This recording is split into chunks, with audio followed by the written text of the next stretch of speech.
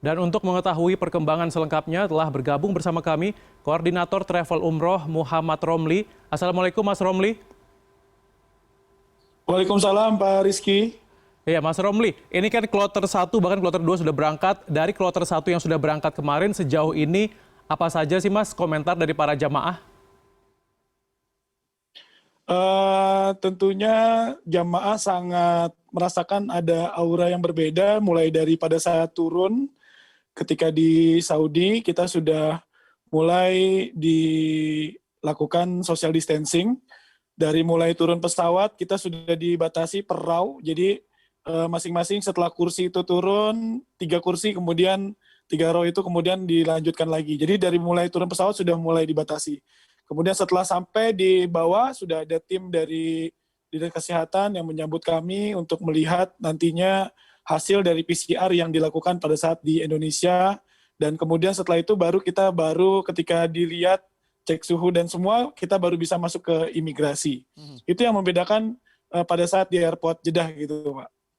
Oke baik, jadi lebih banyak protokol kesehatannya gitu ya. Nah kemudian melihat yang kemarin kloter pertama ini apa aja sih kendala ataupun catatan yang dilihat Mas dari penyelenggaraan perdana umroh kemarin? Baik, Mas Rizky, ini adalah salah satu kloter yang memang menjadi percontohan untuk keberlangsungan umroh di era new normal.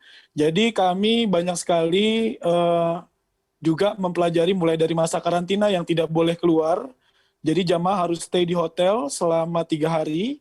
Dan bahkan Kementerian Kesehatan timnya sudah standby untuk memantau kegiatan jamaah. Bahkan tadi ketika makan siang pun juga ada dari petugas dari Kementerian Kesehatan Saudi Arabia yang datang menyaksikan langsung proses karantina kami dari Indonesia yang memang harus tertib. Karena kalau misalnya nanti tidak dilakukan protokolnya, maka ada kemungkinan Indonesia akan kembali ditutup lagi. Ini yang kami betul-betul sebagai yang gelombang pertamanya harus menunjukkan kalau Indonesia itu tertib dan mau mengikuti aturan yang diberlakukan oleh Saudi Arabia, begitu Pak. Oke, kemudian kalau misalnya kita bicara soal kebijakan, ini kan tentunya ada protokol kesehatan yang mungkin sebagian dari orang Indonesia sudah tahu atau sudah diterapkan di dalam negeri. Tapi bicara soal kebijakan baru, adakah di sana saat penyelenggaraan umroh ini kebijakan atau protokol kesehatan yang mungkin baru ditemui dari pemerintah Arab Saudi, Mas Romli? Baik, ini Mas Rizky baru saja kami diinformasikan ternyata memang harus ada dilakukan swab kembali ketika kita sudah melalui proses yang memang kita sudah lakukan di sana. Tapi memang swab yang dilakukan di sini nanti kita tidak keluar hotel, nanti dari Kementerian Kesehatan sini akan berkoordinasi dengan pihak hotel untuk menyediakan tempat khusus agar si jamaah ini yang dari Indonesia tetap melakukan swab-nya di area hotel.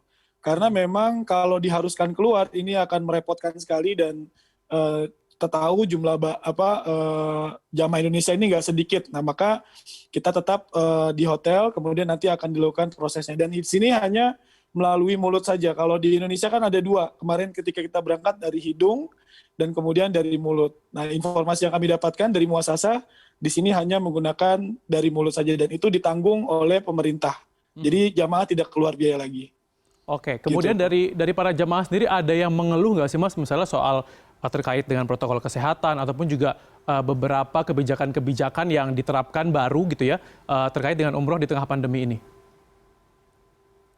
Kalau saya lihat jamaah malah yang baru-baru ini kita sudah kondisikan pada saat manasik di Indonesia kalau memang ini adalah umroh di era new normal. Jadi memang semua harus mengikuti protokol yang ada dan mau tidak mau mereka juga harus mengikuti. Jadi mereka prinsipnya akan mengikuti segala prosedur. Yang terpenting mereka bisa umroh di hari keempat nantinya setelah kita melakukan isolasi ataupun karantina mandiri. Dan nanti setelah itu kita akan dikawal oleh pihak muasasah yang infonya pada saat di Indonesia ada aplikasi-aplikasi yang harus di-download. Ternyata memang yang kami temui di sini nanti itu akan dihandle oleh pihak muasasah yang memang harus mengawal untuk masuk akses ke dalam area Masjidil Haram untuk melakukan prosesi ibadah umrohnya itu sendiri. Nah, jadi itu seperti itu Mas. Oke, berarti artinya ada tambahan 4 hari kurang lebih ya Mas Romli ya? dari waktu yang dibutuhkan para 3 jemaah hari, ini? 3 hari. 3 hari. Di 3 hari dan hari keempatnya kita umroh gitu. Ya. Oke, jadi 3 hari Baik. dulu begitu tiba belum bisa langsung melaksanakan rangkaian ibadah seperti itu ya, baru di hari keempat sudah mulai.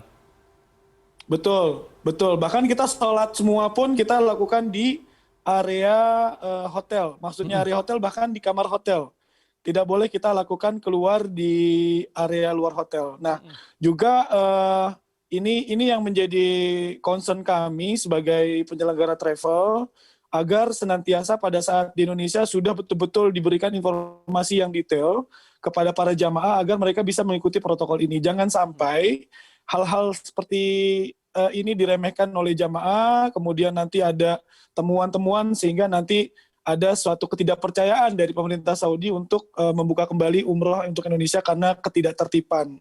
Nah ini yang perlu mungkin kita informasikan kepada seluruh jamaah, apalagi dibatasi usia dengan 18-25 dan memang kabarnya terakhir semalam saya dapat informasi nanti di sini untuk setelah swab si jamaah akan disuruh untuk mendownload nih aplikasi yang sifatnya untuk memantau perkembangan atau pergerakan si jamaah. Dia akan memantau, misalnya saya punya handphone, kemudian saya di-download handphone tersebut, dan itu langsung connect dengan data Kementerian Kesehatan sini. Jadi saya betul-betul selama 3 hari tidak boleh bergerak dari hotel. Kalau seandainya saya bergerak, maka itu akan langsung ada notifikasi dari pihak Kementerian Kesehatan dan akan bisa dilakukan entah itu tindakan-tindakan mungkin ditegur atau mungkin kita akan diberikan sanksi begitu. Mas Rizky. Iya, jadi dari pihak Saudi berarti sudah sangat ketat gitu ya peraturannya. Kemudian Mas, tadi kan juga tentu ada perubahan-perubahan. Tadi misalnya ada tambahan swab test gitu ya. Kemudian ada juga tadi waktu tambahan untuk karantina waktu para jamaah ini sampai di Arab Saudi. Ini artinya berapa jumlah kenaikan harganya Mas, berapa dan untuk pos-pos apa saja kenaikan ini? Baik, kalau untuk paket memang ini ada kenaikan, Pak. Karena mungkin hotel yang ada di Madinah, di Mekah ini sudah juga menaikkan pajak sekitar 15%. Kemudian ada lagi penambahan yang harus dikeluarkan oleh si jamaah adalah biaya PCR dan karantina 1 hari sebelum keberangkatan dan juga 1 hari sesudah keberangkatan. Karena ketika pada saat kita ke Indonesia, ini kita akan melakukan tes PCR kembali dan kemudian lakukan isolasi sambil menunggu hasil dari PCR tersebut baru kita boleh kembali ke rumah. Karena dikhawatirkan ketika pada saat kita kembali tanpa kita lakukan PCR dan juga karantina, sementara hasil PCR itu kita harus tunggu dalam 1 kali 24 jam, ini khawatir tiba-tiba kita OTG, terus kemudian kita pulang ke rumah dan akan menularkan. Nah itu yang mungkin pencegahan yang travel juga harus siapkan sebagai biaya yang harus disampaikan kepada para jamaah agar jamaah sudah mempersiapkan dana tersebut. Jadi kenaikan-kenaikan lebih kepada adanya proses PCR dan juga ada kenaikan berapa persen daripada pihak hotel yang menaikkan. Begitu Pak Mas Rizky. Oke baik Mas Romli, terima kasih sekali atas informasinya untuk CNN Indonesia. Terima kasih, sehat selalu dan selamat beraktivitas atau menjalankan ibadah kembali. Assalamualaikum warahmatullahi wabarakatuh. Ya, sama-sama. Waalaikumsalam warahmatullahi wabarakatuh.